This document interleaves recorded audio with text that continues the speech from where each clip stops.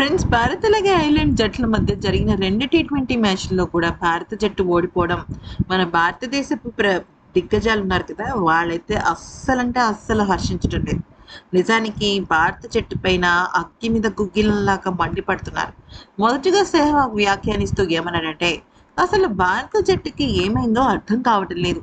టీ20లలో వాళ్ళు చూపించే ప్రతిభ ఇప్పుడు ఐర్లాండ్ దగ్గరికొచ్చేసరికి ఏమైంది?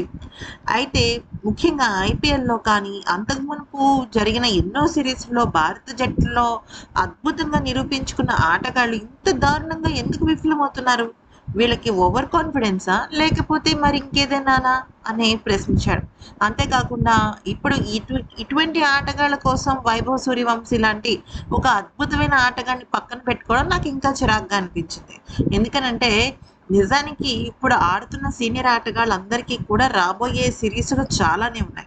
వైభవ్ సూర్యవంశీ లాంటి చిన్న చిన్న డెబ్యూ ఆటగాళ్ళకి ఈ ఐర్లాండ్ సీరీస్ ఉపయోగపడుతుంది అని అనుకోవాలి. బహుశా అక్కడున్న కోచెస్‌కి కూడా అర్థమైనట్టుంది.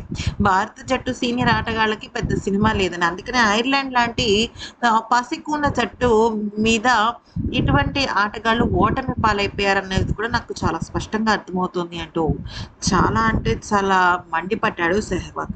వైభవ్ సూర్యవంశీని ఆడించకపోవడం కూడా తప్పుపట్టాడు. ఇక సునీల్ గవాస్కర్ అయితే ఏమన్నాడంటే, సింహాల్లాగా ఒక్కొక్కళ్ళు కొన్ని కొన్ని మ్యాచెస్‌లో ఇరగదీశారు. హాఫ్ సెంచరీలతో దుమ్ము రేపారు. అలాంటి ఆటగాళ్ళు ఐర్లాండ్ దగ్గరికొచ్చేసరికి ఏమైంది? కనీసం ప్రాక్టీస్ అయినా చేసి వచ్చారా? ఫిట్‌నెస్ పరంగా అయినా రన్నింగ్ చేసి వచ్చారా? అటువంటిది కూడా ఏమీ లేదా అంటూ సునీల్ గవాస్కర్ అయితే టీమిండియాను ఎద్దేవా చేశాడు. అంతేకాకుండా అసలు బ్యాటింగ్ లైన్ ఆర్డర్ చూస్తే wow! What a batting team అని అనిపిస్తుంది. కానీ కనీసం 10 పరుగులు కూడా పట్టుమని ఎవరు చేయలేకపోయారు. అయితే నిజానికి గేమ్ చేంజర్ అనేవాడు ఎలా ఉండాలి అంటే, అప్పటి వరకు గొప్పగా ఆడిన వాళ్ళను ఇంకాస్త గొప్పగా ముందుకు తీసుకువెళ్ళాలి. వాడు గేమ్ సేవర్, గేమ్ చేంజర్. ఇక్కడ కనీసం ఖాతా కూడా తెరవకుండా గొప్ప గొప్ప వీరులమన్న ఆటగాళ్ళు పెవిలియన్ బాట పడుతుంటే ఇంతకు మించిన దారుణం ఇంకొకటి ఉండదు అంటూ సునీల్ గవాస్కర్ వ్యాఖ్యానించాడు. అయితే ఇక సచిన్ టెండూల్కర్ అయితే, "నేను ఈ సిరీస్‌ని చూసి లిటరల్‌గా షాక్ అయిపోయాను.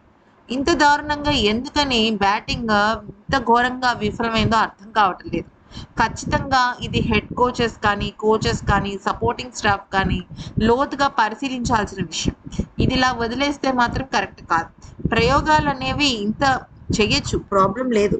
కానీ ఇక్కడ ప్రయోగంలా ఇది లేదు. చాలా నిర్లక్ష్యం, నాకేమవుతుందిలే అన్న ధోరణికి మాత్రమే కనిపిస్తుంది.